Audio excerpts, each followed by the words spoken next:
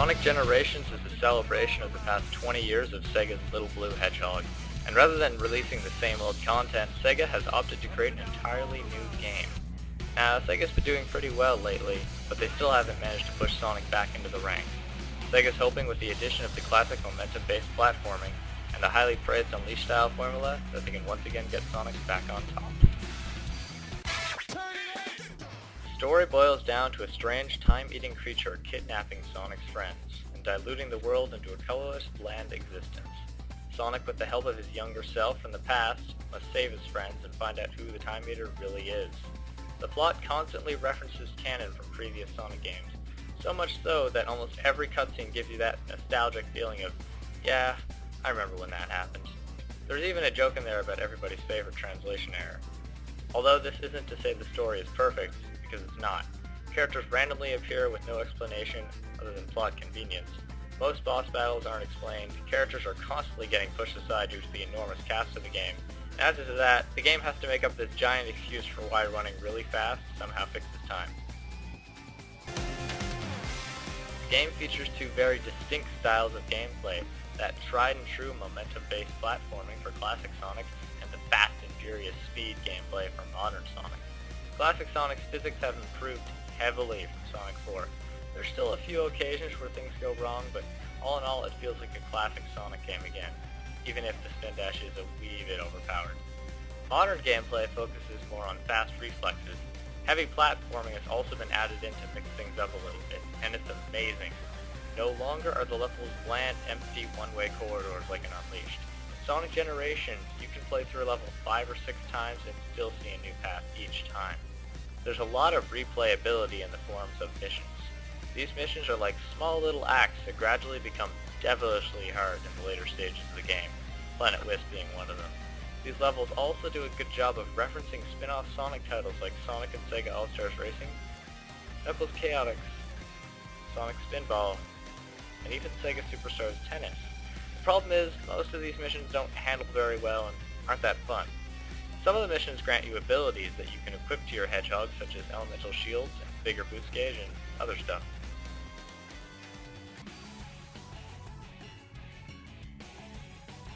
The soundtrack is like a nostalgic love letter to Sonic fans. Countless of Sonic's most famous tunes have been remixed, and the originals are also included for a grand total of more than 300 songs. So much so that the game actually can't handle how much music is on the disc, which is evidenced by the awkward music transitions in the hub world. Every main level has received 4 remixes, which is simply astounding. The amount of effort put into this music has really paid off. And if you don't like a certain song for a stage, like let's say you don't like that rock and roll of the modern stages, you can switch it out for any of up to 50 songs, including remixes of some of the most iconic Genesis levels. The voice cast does a solid job, and all of the sound effects from previous games have been remixed.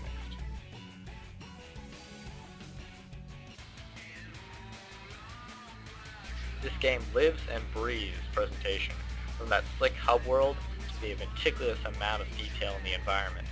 Heck, Speed Highway is filled with so many cameos and little nods to the series that it's actually hard to play the level since you're constantly looking in the background for little cameos. The graphics are gorgeous. It's nice to see all the old enemies remade with stunning HD graphics.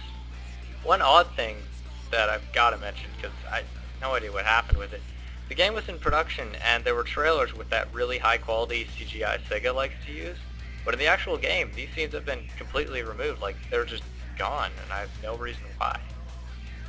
What we get instead are rendered cutscenes that lag a bit, and speaking of lag, this game has a lot of it in the later stages. Seaside Hill and Planet Wisp being two of the worst offenders.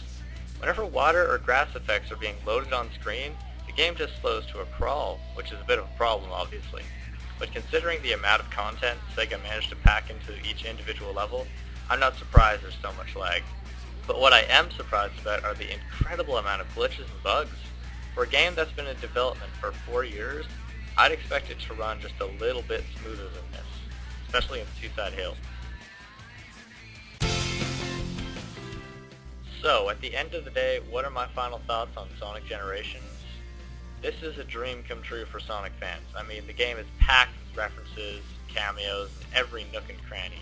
It's a great Sonic game for everyone, and it doesn't matter if you're young or old. It bridges the gap between the generations of Sonic fans. It's a game that was made by the fans of Sonic for the fans of Sonic. Sure, the story is a cop-out and there's a few nitpicks here and there with the glitches, but these are all really only small problems that don't turn up that often. If you've ever played a Sonic game, or even if you just want a good platformer, Sonic Generations is for you. It has excellent replay value and excellent production values. The only problem now is Sega set the bar pretty high with this one. They're going to have to keep it this high. Are they up to it? I don't know, but what I do know is Sonic will always continue as long as generations of fans support the brand. It's their passion that fuels these types of games. Thank you, Sega. Sonic's back, and that's all that matters right now.